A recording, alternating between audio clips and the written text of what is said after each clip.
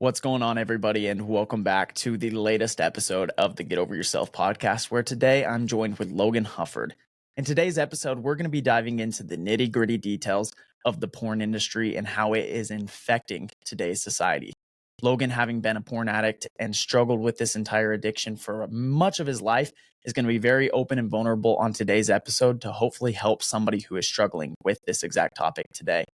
Guys, I know this is a little bit different from the normal content we produce here on the Get Over Yourself podcast, but Logan is extremely enthusiastic about helping other individuals overcome these sorts of addictions inside of their lives, not necessarily with just porn and sex, but also other addictions that all applies in the same realm. When you're addicted, Logan can attest, it is a very hard thing to shake. So we're going to be getting very open and vulnerable on today's episode. Once again, a little different from our normal content, but I feel like this is a message that needs to be shared more often, and I wanted Logan to come on and share it with all of you, the amazing listeners of the Get Over Yourself podcast. If anybody ever has any concerns, I always suggest seeking a medical counselor like a therapist or talking to your doctor. Logan is also offered, if you guys have any specific questions, you can reach out to him or myself as well. Before we jump into the episode, just a little bit more about Logan. Logan is a born and raised Alaskan, married to his gorgeous bride, Carrie, who herself is a fourth-generation Alaskan. And together they are raising 4 amazing, and this is Logan's words here, but crazy little monkeys. Their life is a simple one. They love their family time, their dogs, and exploring the beautiful Alaskan wilderness. And yet, absolutely none of this should be possible today. For years, Logan did just about everything in his power to destroy his marriage and his life. Logan was a raging sex addict. Porn affairs, hiring prostitutes, and more had simply become a way of life for Logan. He thought he had no hope. That is until 2016, he found God and he began to change all of that inside of Logan's life. Logan, thank you so much for joining us. With that all being said, let's jump into the episode. Welcome, my friend. Brandon, I appreciate the chance to dive in, and thank you for having me on. Yeah. First kind of thing I want to just mention, just a kind of a hype up for you. This is a very tough topic to discuss. And I appreciate you being vulnerable enough to not only come on my show, but you've done this on countless other shows as well, where you open up, and not enough people talk about this. It's a serious addiction growing inside of this world. And I feel like one of the reasons why I wanted to steer clear of my traditional episode topics of business and whatnot is to have you come on and say, hey, guys, if you're struggling with this, I did too, and you can overcome it. Tell us a little bit about your background being from Alaska and kind of how that shaped into some of your earlier days when you're still addicted. Yeah. Well, something that, stood out to me the first time you and I talked was because on paper, and we kind of mentioned this, like, I sort of felt like, man, I don't know that I'd be a good fit. I don't know that this is a fit for us to collaborate on an episode. And yet I appreciate your encouragement, because at the end of the day, as a man, but just as a person, as a human, if there's any part of me that wants to do good in the world, especially if I've got a family, right? Especially if I've got kids.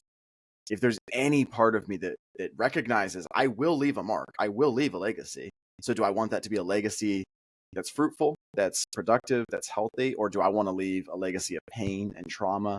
For years, that was the legacy that I was building. And I was well aware of that.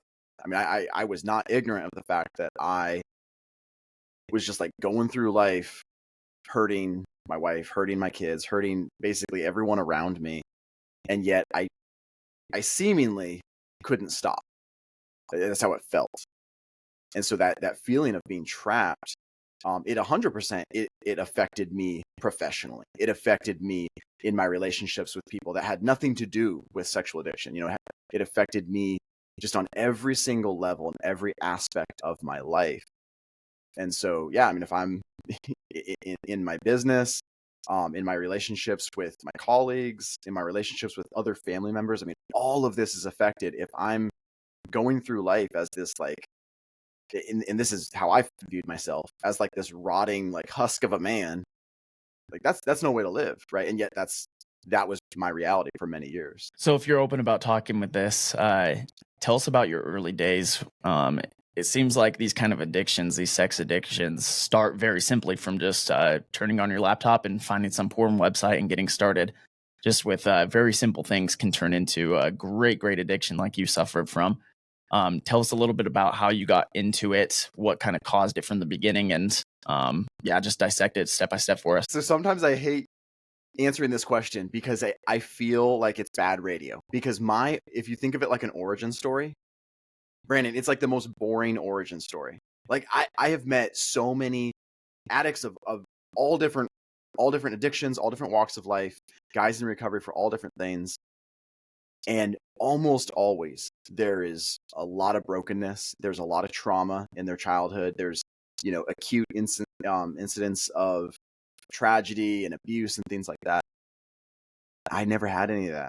I had a really safe, loving home. I had a very healthy infrastructure, raised by both my parents, baby of 5, stable home, never felt unsafe, never felt like I wasn't cared for.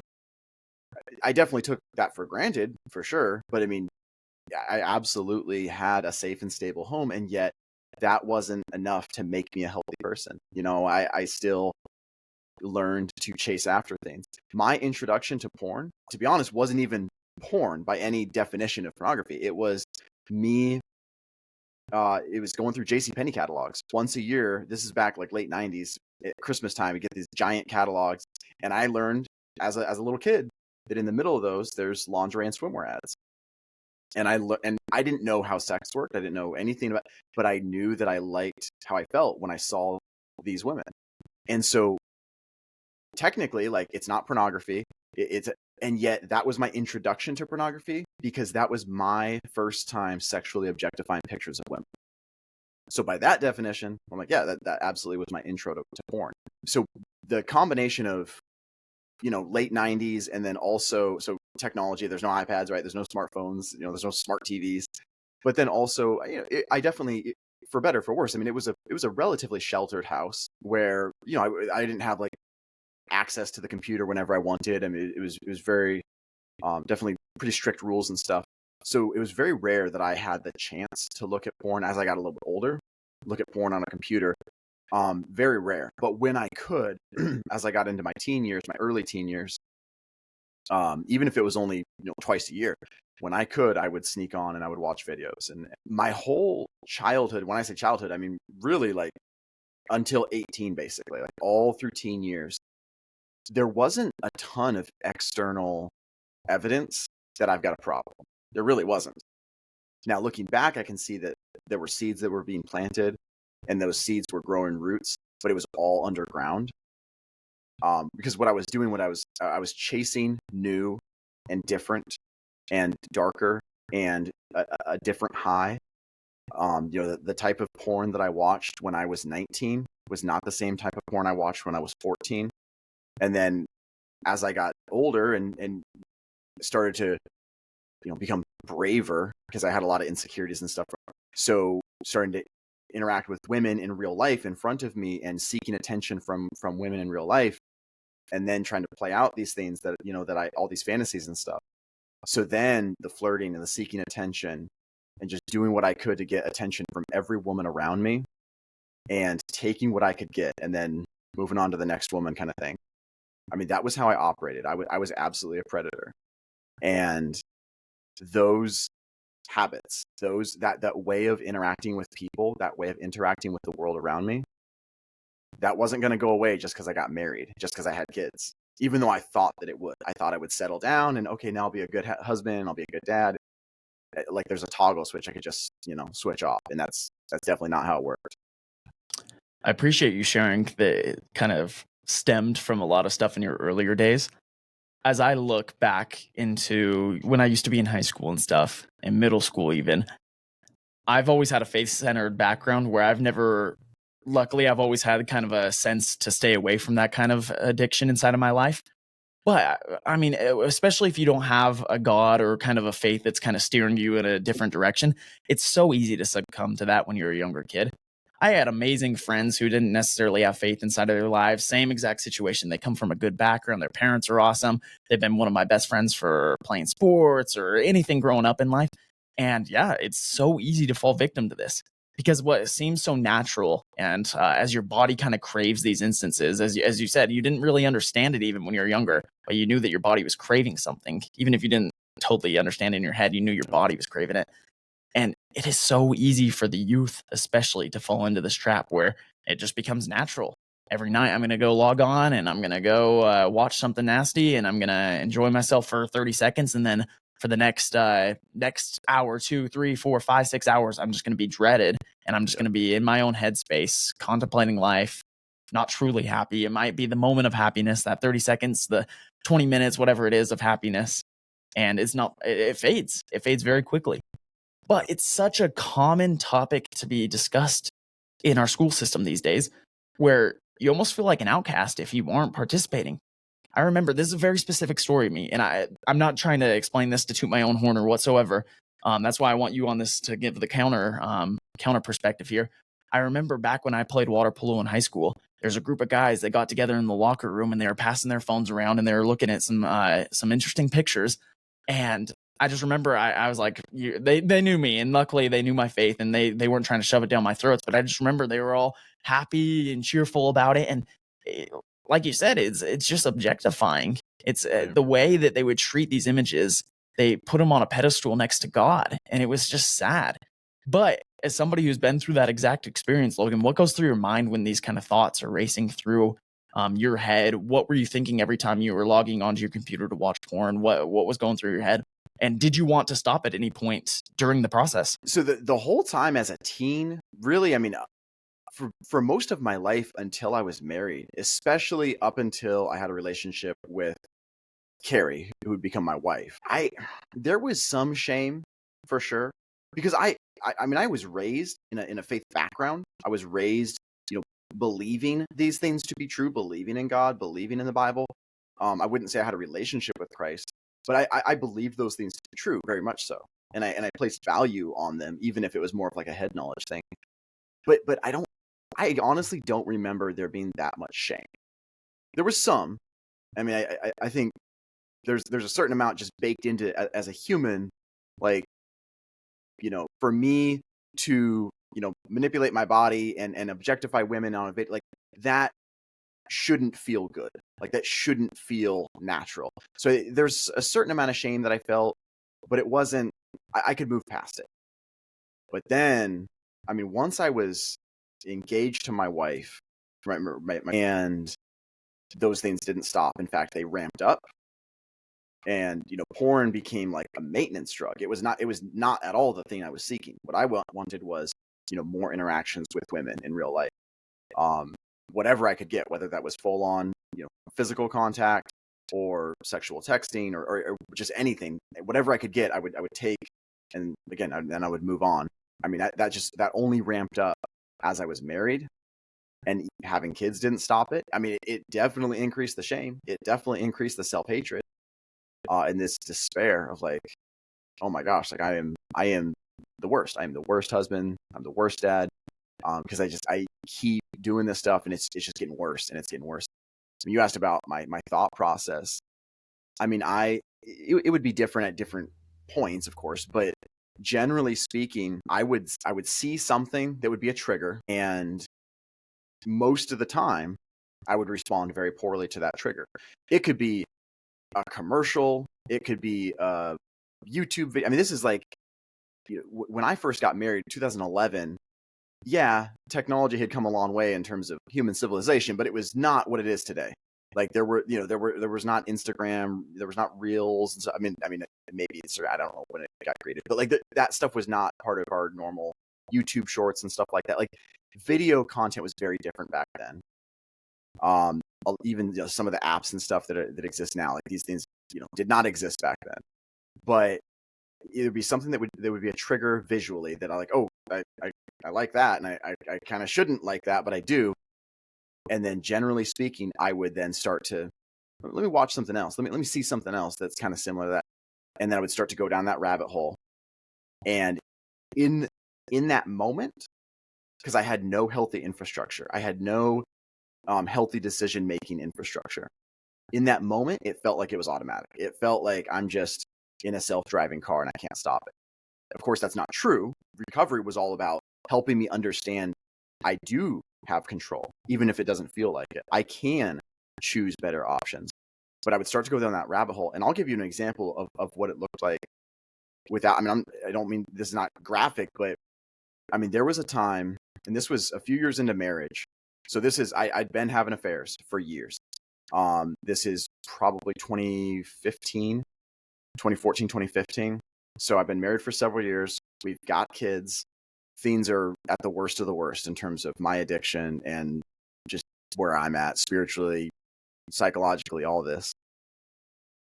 And I was coming home from work, and I don't remember everything that led up to it, but I remember like I started going down that rabbit hole, and I'm like watching videos on my phone as I'm driving home. And I pulled off, and I'm like, I'm gonna look at porn.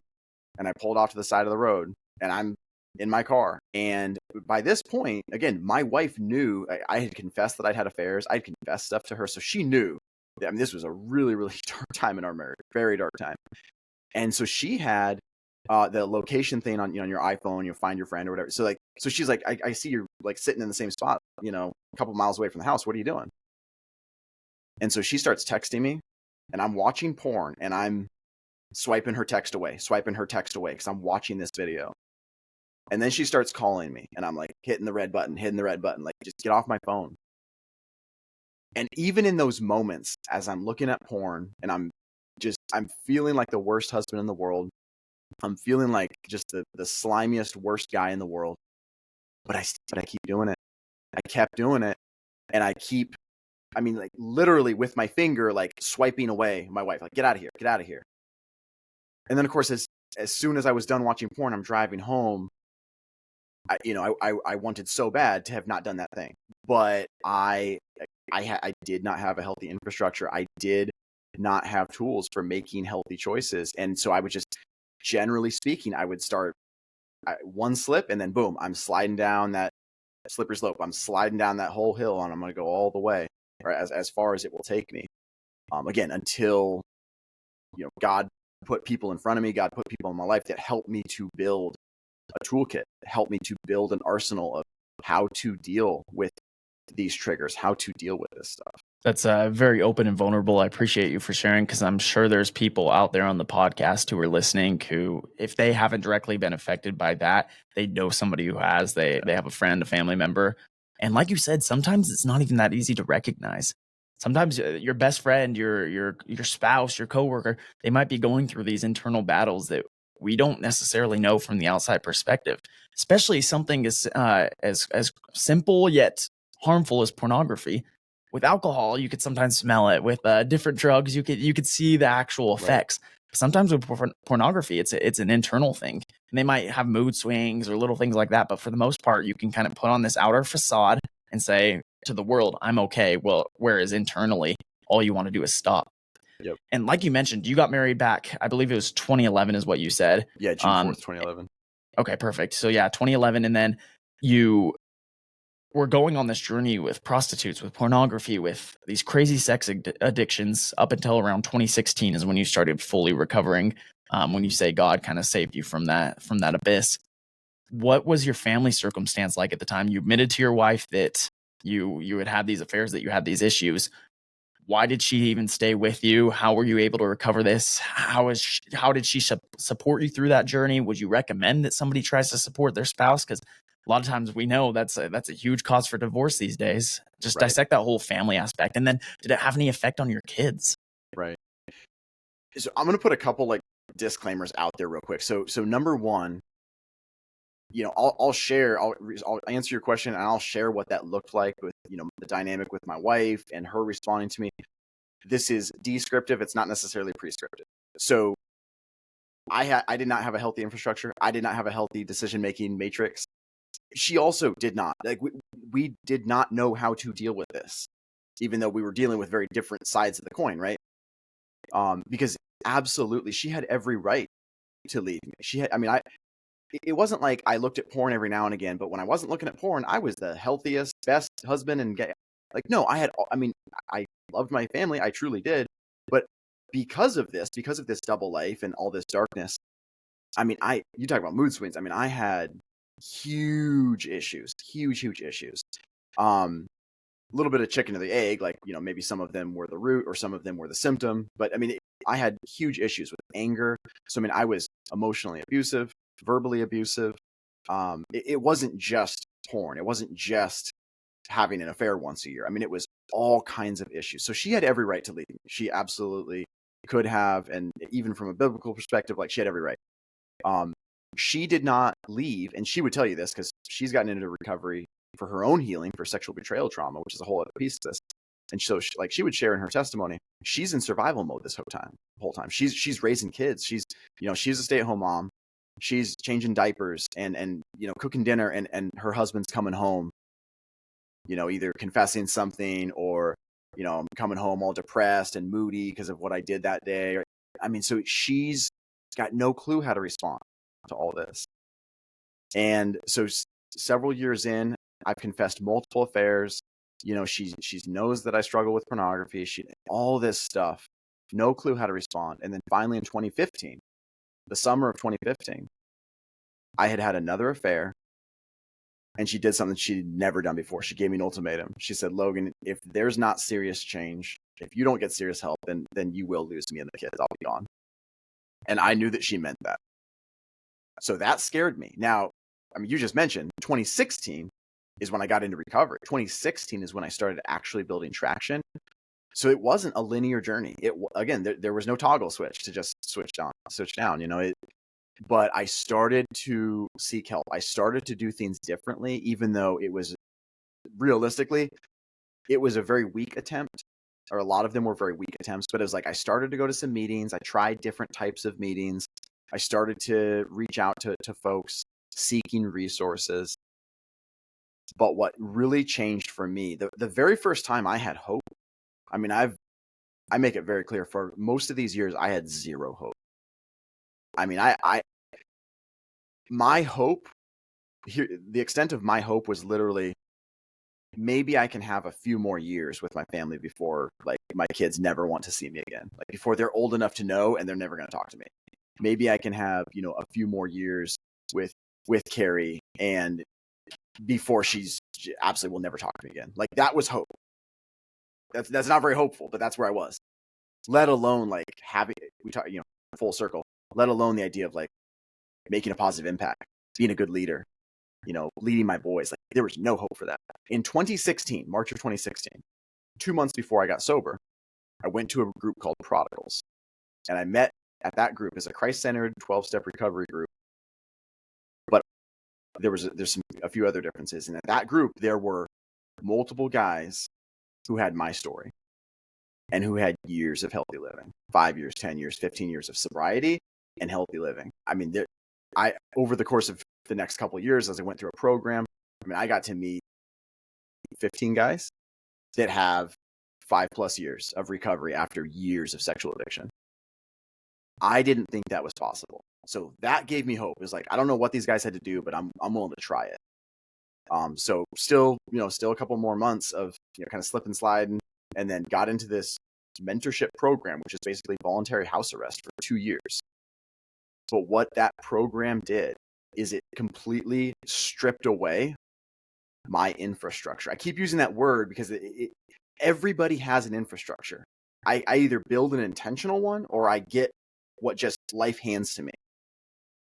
But if I don't build a healthy infrastructure, then I'm not going to be choosing healthy boundaries. I'm not going to be choosing healthy relationships, right? I'm not going to be choosing healthy things. So God used these men in this program to help me build boundaries, to build tools, to have healthy relationships, healthy community, accountability, and completely rebuilt how I did life, how I interacted with life. And the beautiful part about Prodigals is it's a marriage of three things. It's Christ-centered. It all goes back to true healing is going to come from a relationship with Christ. It's also completely based on science and how my brain works and how I can actually rewire my brain and how I can actually build new healthy muscle memory, but also like the damage that I did for years prior. So it's science-based, it's Christ-based, and it's practical.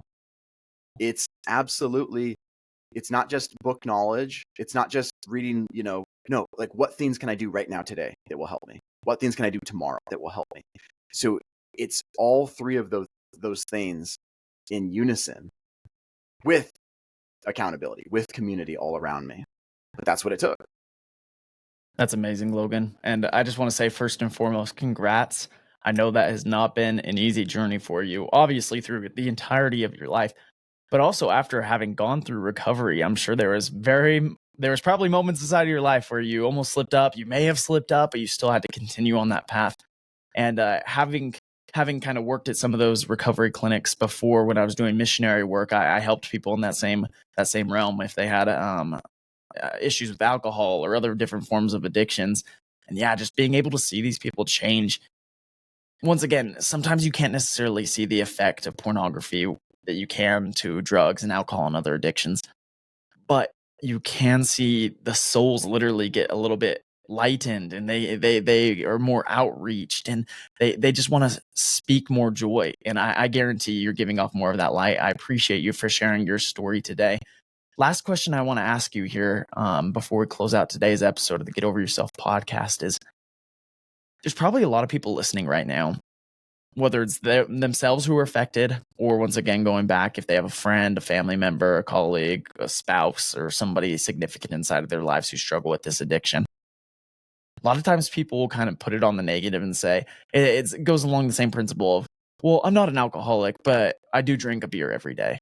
Okay, yeah, you might not be an alcoholic by the standard definition, but is it affecting your life? Is it affecting it in a negative way around for yourself as well as the people around you?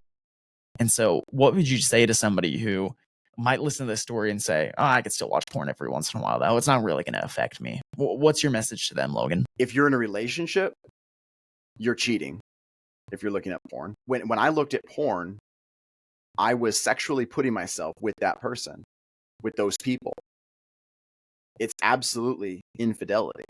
It's inviting others into my own sexual life. So it's absolutely unfaithful. And if you are single, if I'm looking at porn when I'm single, I am building these habits. I am building this muscle memory that the best high I can get is new and different. I can pick and choose exactly who I want to be with on the next video or the next picture. I can pick and choose exactly the scenario. I can be done with that video and go pick a different one. That's not how real life works. That's not healthy. That's like a toddler in a candy store who wants, a different kind of candy. A healthy person doesn't just go to the next thing and then go to the next thing and go to the next thing. That's what an addict does. So if you're listening and you at all want to justify porn use, again, whether you're single or not, I promise you, it is destructive, and it's not, it is progressive. It's not going to stay where it is now. Where my addiction took me 5 years, 10 years down the road was very different than where it started. That's perfect. Thank you, Logan, for sharing that. And I appreciate you for being vulnerable once again. I know this topic isn't one that's commonly discussed, and I appreciate you for being more willing. I think we need more Christ-centered men who are willing to say, hey, I messed up. And I want to throw this reference out there too. The prodigals, your group you went to, prodigal son is returning, and that's how it is. Guys, I know we don't always talk about religion and your faith here on the podcast, but once again, if you ever have any of these kind of issues, be happy to talk myself. Logan would be happy. I'll link all of his information down in the description below, as well as all of his social media. Guys, I promise you, Christ, he's got hands wide open. He's waiting for a big old bear hug from you. You just got to be willing to accept him in and accept that sometimes you can't do everything by yourself and you need some help with it. So Logan, closing out here, if you could offer one final piece of advice, and then once again, if anyone wants to find Logan out on social media or anything like that, that'll be in the episode description. It's just community connection. I have got to build a healthy community because unlike infrastructure, I won't necessarily get community like passively, accidentally. I mean, there's going to be some that, and just like infrastructure, it's probably not going to be the healthiest. But if I want any sort of connection, community, and people around me, I do need to be building that. And so people that care about me, that love me enough to hold me accountable, to give me feedback. And I'm not going to pretend that every single person I know, every person I talk to is like my accountability partner. No. But together, they make up a framework of people that care about me, people that I don't want to disappoint, people that I can go to for feedback and counsel. And you better believe there's a lot of people inside of that framework that are accountability partners. To this day, I've been in recovery and sobriety for over 8 years. Pretty healthy guy. I'm not the kind of guy I was 10 years ago. And yet every day I've got a text thread with 2 other recovery mentors, and we dump stuff in there daily. And it's not necessarily, most of it's not sexual temptations, although that's certainly a place for it, but it's just stressors. Oh, my kid did this and I'm frustrated. I'm ticked. Or I got in this argument with my wife and I'm really struggling with resentment right now. It's like just life stressors. We put that stuff out there. We give each other feedback. We encourage each other. We ask each other tough questions. That's never going to go away. It can't go away. Because the worst thing I could do, one of the worst things I could do, would be to go, oh, I'm pretty healthy now. I don't need the tools that got me here. Like I will never let go of those tools because they are going to help me get healthier and keep moving forward and passing that legacy, to other guys, to my boys. And it's got to be a long-term thing. Heck yeah. Well, thank you once again, Logan. Everyone, make sure to go check out Logan on all of his social media handles, as well as everything else he has to offer. What a beautiful message. It takes a lot of courage to be able to share stuff like this that we heard on today's episode of the Get Over Yourself podcast. Guys, in the most loving way, if you know somebody who struggles with this kind of issue, if any addiction whatsoever, even if it's not focused on pornography, this episode can be applied to whatever kind of addiction somebody might be facing. In the most loving way, send this to them so we can continue to help them. I promise you, they will not be offended. They will recognize it as a sign of love that you're reaching out to them and you want the best for them. Please share this episode with anyone who might need to hear it, as well as comment about Logan. Make sure that they have all of his access as well. If they want to reach out to Logan, they'll be able to do so. So guys, with that all being said, we appreciate you. We love you. Thank you for listening to another episode of the Get Over Yourself podcast. And we'll be back next week with another entrepreneur discussing their business strategies. Thank you, and we'll see you next time.